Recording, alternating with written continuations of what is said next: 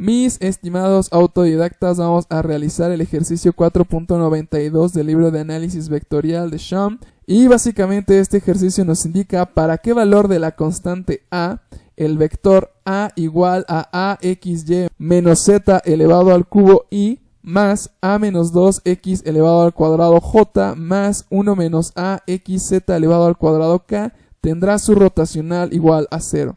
Entonces básicamente tenemos que sacar el rotacional de a y igualarlo a 0 con el fin de obtener el valor de la constante a.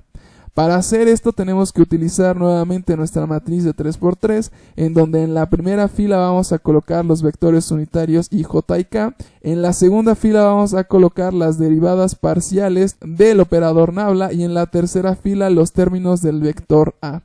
Entonces, para obtener los valores que van a ir acompañados de los vectores unitarios, tenemos que en primer lugar sacar el determinante cancelando la primera fila y la primera columna.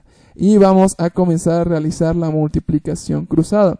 Es decir, vamos a tener la derivada parcial de 1 menos a que va a multiplicar a xz elevado al cuadrado y esta va a ir con respecto a y, menos la derivada parcial de a menos 2x elevado al cuadrado y esta es con respecto a z y todo esto va a ir multiplicado por su vector unitario y.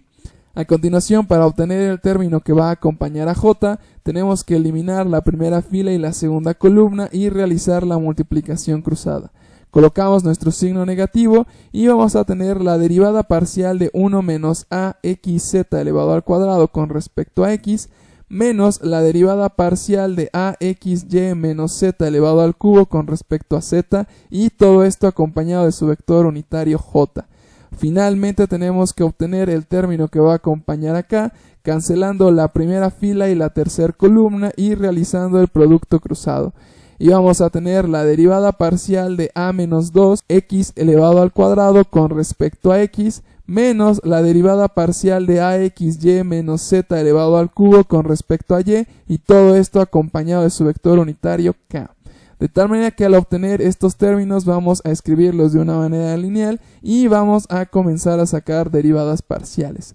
Con respecto a y podemos observar que el primer término no tiene ninguna y, dado que la derivada es con respecto a y, de tal manera que se cancelaría y lo mismo le pasa al segundo término dado que no tiene un término con z.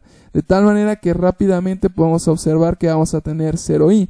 Ahora podemos observar que en el resultado que escribimos aquí abajito ya lo tenemos igualado a 0 debido a que necesitamos que esto sea igual a 0 como nos lo menciona el problema.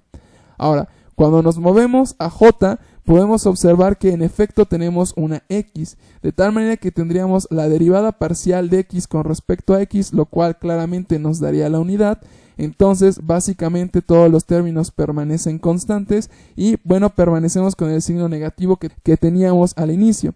Ahora, con respecto al otro término podemos observar que el axy lo vamos a cancelar, dado que no tiene un término con z. Sin embargo, el menos z elevado al cubo, claro que podemos hacer su derivada parcial con respecto a z, la cual sería 3z elevado al cuadrado. Ahora, vamos a colocarlo con su signo negativo para que no nos perdamos y después podamos quitar todos los signos negativos y toda esta expresión va a ir acompañado de su vector unitario j y finalmente vamos a realizar las derivadas parciales que acompañan a nuestro vector unitario k. Tenemos que hacer la derivada de x elevado al cuadrado, la cual va a ser igual a 2x y básicamente tendríamos 2 que va a multiplicar a menos 2 que va a multiplicar a x, o podemos colocar el 2x menos, podemos observar que el término que tiene menos z elevado al cubo lo podemos cancelar, dado que es una derivada con respecto a y podemos observar que tenemos axy, de tal manera que la derivada de y con respecto a y va a ser la unidad y ax permanecen constantes, vamos a colocar el ax. Entonces podemos observar que ya hemos obtenido el resultado de la expresión anterior, sin embargo a continuación vamos a acomodarlo un poco. Sabemos que esta va igualada a 0.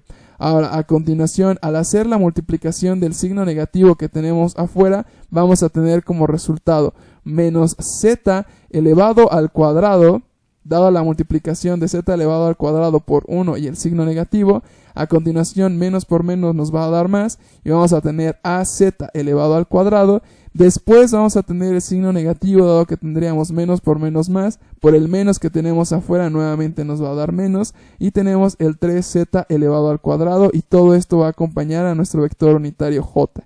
Ahora, a continuación nuevamente vamos a realizar más multiplicaciones y vamos a tener como resultado 2ax menos 4x menos ax y todo esto acompañado de nuestro vector unitario k. A continuación podemos observar que tenemos mismos términos, es decir, menos z elevado al cuadrado menos 3z elevado al cuadrado, lo cual nos permite hacer una suma de números negativos en la parte de j, y por otro lado tenemos 2ax menos ax, lo cual nos permite hacer una resta de monomios en la parte de k. De tal manera que esto va a ser igual a 0, va a ser igual a menos 4z elevado al cuadrado más az elevado al cuadrado por el vector unitario j más ax menos 4x por su vector unitario k. Ahora, lo que podemos hacer es hacer una factorización, es decir, en los dos lados, tanto de j como k, tenemos un término en común, el cual es el z elevado al cuadrado en el caso de la j y la x en el caso de la k. De tal manera que al hacer esto podemos observar que vamos a tener 0 va a ser igual a z elevado al cuadrado, que va a multiplicar a menos 4 más a, que va a multiplicar a j, más x, que va a multiplicar a menos 4, que va a multiplicar al vector unitario k. Dicho esto, podemos obtener el valor de a partir de las dos igualdades, es decir, podemos utilizar la parte de j, en donde tenemos 0 va a ser igual a menos 4 más a, lo cual nos va a dar como resultado que a va a ser igual a 4. O también podemos utilizar la parte o la igualdad que tenemos a partir de k, en donde vamos a tener que 0 va a ser igual a menos 4, lo cual nuevamente nos indica que a va a ser igual a 4.